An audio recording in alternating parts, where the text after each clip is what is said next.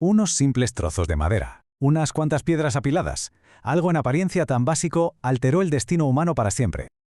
Es fascinante observar cómo una brutal herramienta de supervivencia, diseñada simplemente para escapar del peligro, acabó transformándose en el protagonista arquitectónico más deslumbrante de nuestra historia. Y cómo, paradójicamente, hoy se enfrenta a su mayor crisis. Porque al principio no había lugar para el arte. Era pura y dura necesidad de supervivir. Imaginemos gruesos troncos de árboles con rudimentarias muescas talladas a hachazos. Una vía rápida y desesperada para elevar las viviendas y aislarse de los depredadores. Un método tan primitivo y a la vez tan increíblemente efectivo que todavía hoy se alza majestuoso en las antiguas ruinas Anasazi o en zonas remotas de África y Panamá. Y si buscamos el origen oculto de todo esto, nos topamos con un hallazgo asombroso. A gran profundidad, sumergida en la oscuridad de una mina de sal de la Edad de Bronce en Austria, yace la escalera de madera más antigua jamás documentada. 3000 años de antigüedad. Sus creadores no buscaban la estética, simplemente imitaban de forma instintiva la forma escalonada de las formaciones rocosas naturales. Supervivencia en estado puro. Pero claro, damos un salto a la antigüedad y la historia da un giro espectacular. El acto de subir se vuelve monumental. Se convierte en un símbolo innegable de poder terrenal y de conexión divina. Lo vemos alzarse hacia los cielos en los imponentes sigurats de Mesopotamia, en la inmensidad del templo de Amón en Karnak o en los complejos y novedosos tramos del palacio de Cnosos. El ascenso se había hecho sagrado. Hasta que caemos de golpe en la Edad Media, y de pronto la supervivencia vuelve a dictar las normas. La luz desaparece, las estructuras se encogen. Es aquí donde brilla una ingeniería táctica brutal, la escalera de caracol de los castillos, estrecha, asfixiante y siempre girando en el sentido de las agujas del reloj. No era un capricho estético, era una trampa mortal diseñada para dar la máxima ventaja a un espadachín defensor diestro atacando desde arriba. El diseño convertido literalmente en un arma. Y entonces llega la explosión de luz del Renacimiento. Un cambio cultural gigantesco impulsado por una prosperidad económica sin precedentes.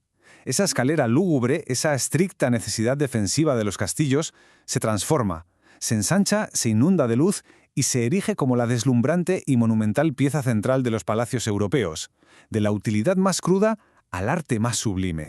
Es en este punto exacto donde la arquitectura se vuelve filosofía. El visionario León Battista Alberti entra en escena y defiende que las escaleras ya no pueden ser vistos como meros obstáculos físicos.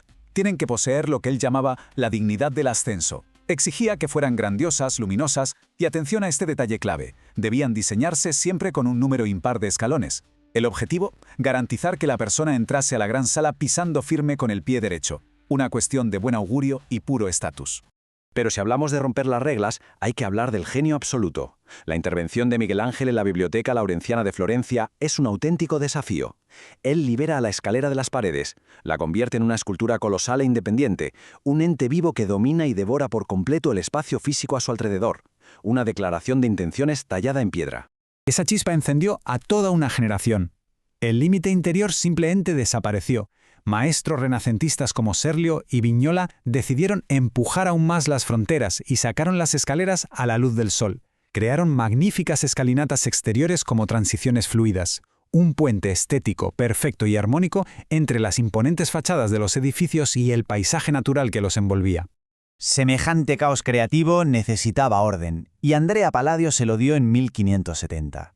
Su influyente tratado codificó algo realmente extraordinario: la elegante escalera de caracol ovalada. Es ese instante mágico donde la rigurosidad y precisión de la geometría matemática se alinean, milímetro a milímetro, con la ambición artística más explosiva de toda una época. Y si hay un diseño que desconcierta y enamora a partes iguales, es el misterio estructural del castillo de Chambord, en Francia. Una asombrosa doble hélice. Es pura genialidad. Quienes suben y quienes bajan jamás se cruzan en el recorrido. Representa el pináculo absoluto del drama arquitectónico, pura y dura representación teatral en constante movimiento. Sin embargo, el siglo XVII pisa el freno y cambia el ritmo drásticamente. Despierta la revolución científica e industrial. El enfoque de los arquitectos abandona los cielos y las proporciones divinas y regresa justo al punto de partida, a analizar minuciosamente la mecánica literal del cuerpo humano. Y es entonces cuando un solo número lo cambia todo. 64. En 1670 y 100, Nicolas François Blondel da con un avance ergonómico histórico. Establece una fórmula implacable. 2 veces la altura del escalón más la profundidad de la huella debe dar exactamente la longitud de un paso humano medio. Exactamente 64 centímetros. Había descifrado, por fin, la ciencia pura del caminar. Pero la poesía duró muy poco. La revolución industrial irrumpe con una urgencia brutal. Las ciudades se desbordan de población. La inmensa necesidad de construir viviendas masivas para los trabajadores arranca de cuajo todo el arte renacentista de las escaleras.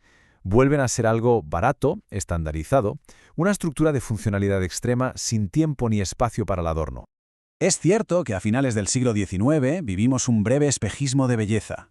El Art Nouveau inundó lugares como las Galerías Lafayette de París con curvas hipnóticas, combinando con maestría el acero moderno y el cristal. Un resurgimiento estético innegable. Pero no nos engañemos. Bajo esa brillante superficie, la funcionalidad rígida seguía siendo exactamente la misma. Llegados a este punto, detengámonos a pensar en el tremendo peso psicológico que todo esto acarrea. A lo largo de los siglos, moverse hacia arriba es nuestro símbolo universal. Significa progreso positivo, iluminación, éxito absoluto. Por el contrario, descender está irremediablemente atado a lo negativo, a la caída y la confusión. Es algo que está profundamente arraigado en nuestra cultura. Pero hoy nos damos de bruces con una realidad implacable. Ese símbolo milenario del triunfo humano ha mutado en silencio. De ser una vía hacia el cielo, se ha convertido en una barrera física severa, un obstáculo diario y doloroso para las poblaciones que envejecen y para millones de personas con movilidad reducida. Y esto nos deja con una paradoja arquitectónica que es fascinante y terrible a la vez. Pensémoslo. Las escaleras son un mandato legal estricto, obligatorias para las salidas de emergencia de cualquier edificio moderno. Nos salvan la vida. Y sin embargo, su simple diseño físico discrimina de manera inherente. Bloquean sistemáticamente el acceso universal por su propia naturaleza. Claro, la sociedad ha intentado esquivar este defecto estructural monumental. La invención de los ascensores y los salvaescaleras han sido atajos tecnológicos vitales, mecanismos que han alterado para siempre esa antigua relación física y de esfuerzo muscular entre la humanidad y el movimiento vertical. Y aquí reside precisamente el mayor desafío al que se enfrenta la arquitectura contemporánea hoy en día. Tenemos que ir muchísimo más allá de los arreglos temporales o de instalar rampas resbaladizas de última hora. El objetivo real es diseñar espacios verdaderamente inclusivos desde los cimientos. Lugares que abracen a todos sin comprometer jamás la seguridad ni sacrificar la belleza visual. Esa grandiosidad deslumbrante lograda por los grandes maestros del Renacimiento tiene que igualarse hoy. Pero esta vez el foco no es solo deleitar a la vista o demostrar poder. La meta de los arquitectos modernos es infinitamente más noble, lograr una funcionalidad absoluta, fluida y sin el más mínimo obstáculo para todas y cada una de las personas. Toda esta increíble evolución nos obliga a hacer una pausa y mirar los edificios que nos rodean con una perspectiva completamente nueva. Porque al final, el verdadero progreso humano no se trata solo de qué tan alta es la cima que logramos escalar, sino de asegurarnos de que en ese ascenso existe un camino para que nadie, absolutamente nadie, se quede atrás.